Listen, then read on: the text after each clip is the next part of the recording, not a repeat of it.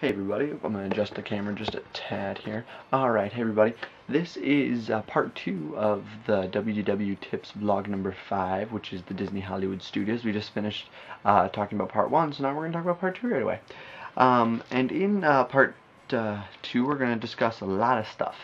But if you recall from our last vlog, if you watched it, if you didn't, I suggest you go watch it. I might put a link right below me. I might not, probably not. I don't do links anymore because they're very hard and annoying to put up. So, never mind, scratch that. There'll be no link here. Never mind, there won't be. Just go back and watch it. It's probably in the sidebar here. Probably. Or look right above this. Right about here, there's a little video thing for all my videos. It'll come up when you click the little arrow. It'll be right next to this one. Watch it. Anyway, we left off on the last vlog with talk about the animation courtyard. If you're in the animation courtyard and you just walk straight on, you're going to reach Pixar Place, which is exactly what it is, Pixar. Well, it should be called Toy Story Place because that's the only Pixar movie it really covers. There's no other Pixar stuff there. It's all Toy Story. But there's one attraction, which is Toy Story Mania, which took the spot of Who Wants to Be a Millionaire Play It, which was one of my favorite attractions. Then they got rid of it.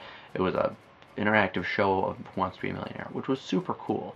My sister actually almost got to be in the hot seat. She got the fastest finger, and then she chickened out. She didn't want to go down, which I still don't understand to this day. It's a 3D ride. Yeah, 3D ride, not show. You get in this little thing, and it's kind of like, if you remember back to our Magic Kingdom vlog, the Buzz Lightyear ride, the video game. You have one of those, except it's a little pull string, and you have your glasses on, and everything's flying at you, but you gotta like ignore all of the distractions and shoot the targets. And it's all carnival style, like Midway, so it's actually really, really cool. Anyway, also at the end of Pixar Place, now the rest of the park's kind of confusing because there's no other streets. It all just kind of leads into everything else and nothing's named. At the end of Pixar Place is the studio backlot tour, which you get on a tram, but before you get on the tram, you actually go up and there's a special effects show. If you get there, and they let so many people through, and if you are the cutoff of the, like, getting to go ahead, you can volunteer to be part of the special effects show. My family was lucky enough to get cut off, and I looked at my dad and I said, they're going to come ask volunteers. We got to volunteer for this. So my mom, my dad, me, and my sister, they always pick 4 volunteers. My brother was too young, unfortunately, or he wasn't there, or whatever it was, so he couldn't do it, but the other 4 of us could. And we went down, and they ask you a bunch of questions on who's like what part and everything, and then they put you out if you're picked. And I suggest you volunteer. If you're asked if they ask and you're available, raise your hand and just like really jump around and act crazy because it's really fun to be out there doing it. You get on a tram and you take a backlot tour of you go through creative costuming of how they create costumes for not only Walt Disney World but movies, because the Disney Hollywood Studios is a working studio for movies. House on Haunted Hill was filmed there. Part of one of the James Bond movies was filmed there. Several Disney movies were filmed there. I know part of one of the Pirates of the Caribbean. I think Dead Man's Chest was filmed there. The bone cages from that are actually there, so you can see them. It's really cool. You go back and you see, and then there's the graveyard, which is part of the ride, and it has all props that have been used in films, and they're not going to use again because they're all broken and destroyed, but they have them there, and it's actually really cool to see. When you get off that ride, you go over to the Streets of America. There are 3 attractions. First one's Lights, Motors, Actions Extreme Stunt Show, which is a stunt show with cars and motorcycles, and it kind of shows how the special effects are done in movies such as Fast and the Furious, Speed, not so much Speed, but there were some in there. Stuff like that, movies like that. The next one on there is Muppet Vision 3D. It's a 3D show starring the Muppets, and I love the Muppets. I've grown up on the Muppets. I love them.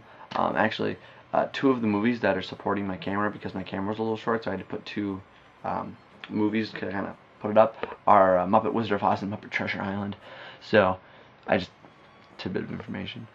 So I love the Muppets. So it's a 3D show about the Muppets. And the theater you're watching is actually based to look like the theater from the original Muppet Show. The next attraction on there is for the kids. It's the Honey, I Shrunk the Kids movie set adventure. It basically, you go in there and it's a playground that makes you feel like you're shrunk and you're in the Honey, I Shrunk the Kids backyard.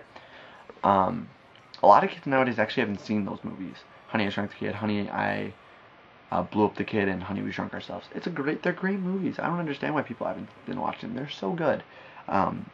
But yeah, there's giant blades of grass. There's a big net rope course, kind of, it's not really a ropes course, but it's like a net course that's supposed to be the spider web. There's a big auntie from the movie. There's a big model auntie that like makes sounds at you, and you can go like in the dirt and holes and stuff. I think no, not beehive. That'd be cool if there was, but there's not. There's a big dog nose from Cork, their dog, and he breathes on you, and it's really cool. Do not try to find, I'm going to tell you, you're going to see these in videos and stuff, do not try to find the cereal pieces back there. You will not find them. I don't know if they were just never out there, or if they're not showing them right on the video. Me and my family have looked for them for every time we've been out there. Even when we were adults, we went out there looking for these things. We could not find, I think they're giant Cheerios. We could not find them to save our lives. So either they took them out, or, either they took them out, or they're just never been there, because we could never find them, and it bothered us. So I'm gonna tell you, if you know where they are and you know they're still there, you know where they used to be, comment below the video and let this guy know so I can go see him, because it's like a goal. I know I have a really lame bucket list, but that's one of the things on my bucket list. Find out what happened to those dang Cheerios. Alright, moving on from the streets of America, you got you kind of move down a little bit and curve around. It's a path. You'll see it. It's easy to find. Star Tours, which they just redid. Now it's a 3D one, I think. It's a 3D simulator. Anyway, it was a simulator to simulate scenes from Star Wars. And now it's never the same one twice. There's like 28 different shows. So the odds of you doing the same one are very slim to none. You've seen the same show twice. So, but yeah, it's like Star Wars. But it's really cool. Anyway. I actually haven't seen the new one yet because I haven't been there since it was redone. So, and around the corner from that is the Indiana Jones Epic Stunt Spectacular. It's about a half-hour show, half-hour to 45-minute show of stunts from the Indiana Jones movies. And it's well worth it. The opening scene from Raiders of the Lost Ark opens the show with like the temple and the idol he's got to get with the big ball that comes rolling in. Oh, so cool. And the final scene in the show is with the plane, when he's fighting the big army general, big buff guy. Yeah, it's one of the coolest shows, that special effects shows you'll see when you're there. It's cooler than Lights, Motors, Action. And I'm going to tell you, this is a little tip. Do not, they ask for volunteers. So if you're going to be a volunteer and you're a male, do not, or even if you're female, they might feel, do not wear a loud, and by loud, like bright, Hawaiian style shirt. That's all I'm going to say. They will not pick you. Or if they do pick you, you'll be screwed later. My dad wore one every time to try to get the people's attention, and he wasn't getting picked. So just jump around and be very energetic with it. You're more likely to get picked. Do not wear a loud Hawaiian shirt. I'm not gonna, that's might be a giveaway, but just don't if you're gonna volunteer. If you're not gonna volunteer, don't. I don't care. You can wear one. Anyway, the next thing we're going to cover, and I have a little story about this one. I'm going to see if I have enough time. I think I've been here about on this vlog for about 10 minutes, but we're going to see. If you're coming up Hollywood Boulevard from the last vlog, as you know, and right next to, like, the Great Movie Ride, right next to that is the American Idol Experience. You walk into the park and you can go around to the back of the attraction and audition, which I actually auditioned twice for it, because I wanted to see what it was like.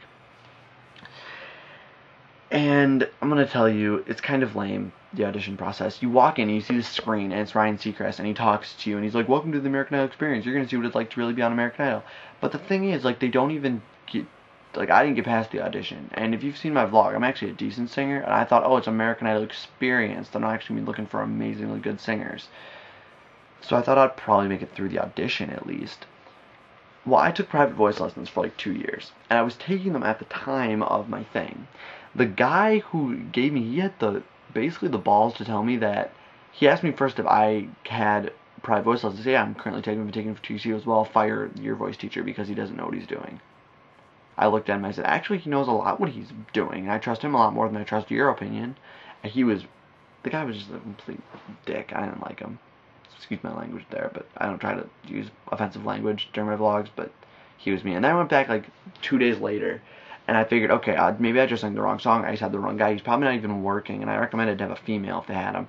There was a female. I went in and sang a different song, and the lady told me the exact same thing. And I told her the story, and she's like, well, if you didn't make it once, what made you think you were going to make it again? Like, basically how awful I was, and this and that. Like, it was awful. So don't audition for the American Idol Experience if you are, like, it's honestly a horrible experience. And not just the fact that I didn't make it, because if I would have made it, I probably would have still called it a horrible experience, but they were really rude. Like, even the people on the show, like, they apologize when they're rude. Like, well, except Simon, but that's a different story. But, like, it's just one judge, and he's like, he was extremely rude to me, and I didn't like it. I told some cast members they apologized, they gave me a sticker. That was the little Mickey Mouse sticker for apologizing. And I sang in front of, like, the guy gave me, like, the cast member what he did, and I thought this was really nice of him. He basically said, you know what? I kind of heard your audition through the door, and I kind of thought it was unfair as well. So come here. And he brought me over to this little corner, and he's like, come on, guys, we have a special performance by a guest singer. He's really cool.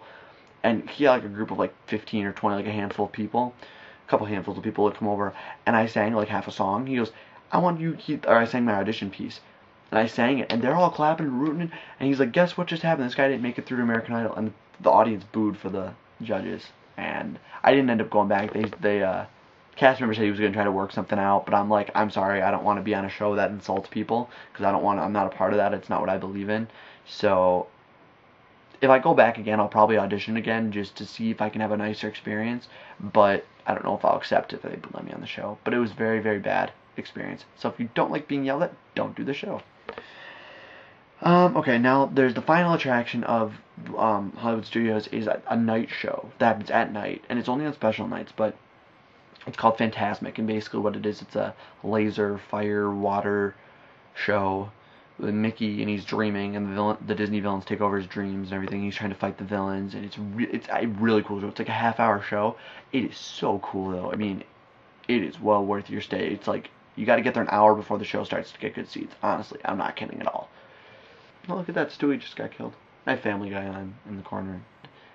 So yeah, thanks a lot for watching, guys. Have a good day, night, whatever, wherever in the world. Like I've always said before, thank you for watching.